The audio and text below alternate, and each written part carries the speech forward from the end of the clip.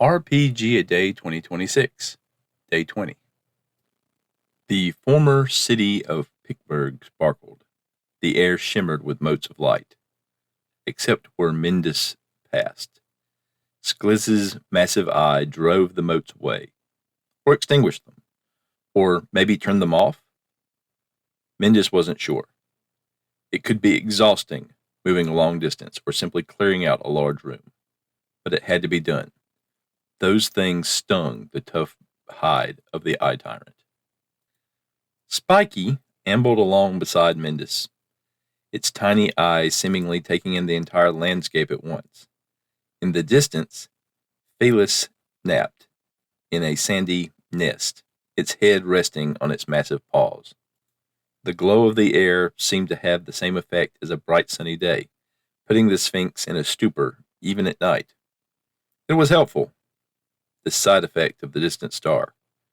The constant tug-of-war over influence with the Owlbear clan had been tiring, but now Mindus was in control.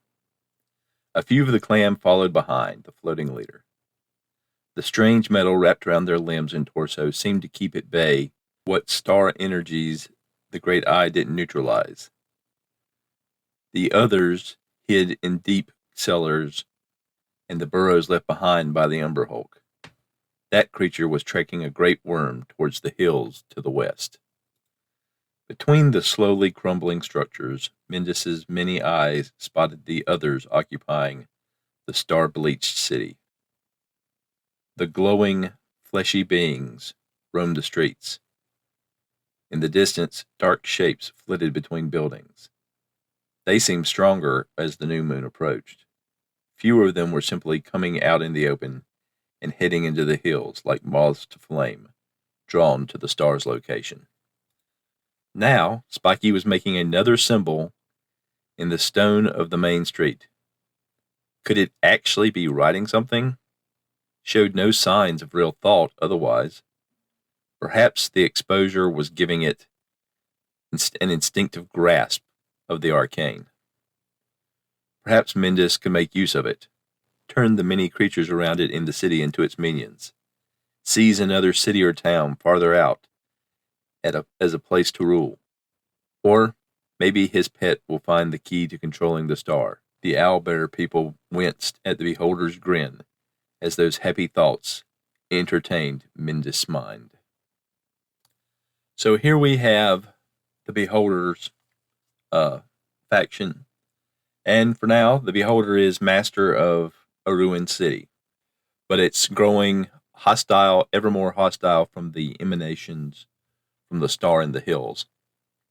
And it's surrounded by creatures it doesn't control, the ever-living and the shadows and the shadow demons that are proliferating this area, this region near the star. It's seeking power and control, but it's having difficulty even within its own faction because the split focus concentration we've rolled and the Amdro Sphinx, which we rolled up as a minion, which is, there's an alignment clash there, so the two would have different directions they want to push the faction into. Of course, it has this sort of mutated porcupine that has beholder eyes on its spines now, which is the advantage of this faction, the animal companion. But this porcupine is being influenced by powers or intellects or simply presence from beyond the realm, and it's slowly building up a magic circle or a series of runes and symbols to bring about the coming of Yog Sagathoth, an elder god from another realm. The beholder's attention is split between wanting to gather more allies and leave this place, seize another place, and at the same time infatuated by the very power of the star that it constantly experiences around it, and that if it could harness it, could bring it even greater power. In the meantime, this faction would create danger for any travelers moving along the main road between the other cities and hamlets and the castle, the pass, and the mines up in the hills and the mountains. The Owlbear clan, the tribesmen, have found that some of the exotic metals that have been mined out of the hills that they found parts of within this city can protect them from the star's aura, and also that precious metals do that to an extent as well. There's something about the purity of gold and silver and electrum and such that can protect a little from the star's emanations.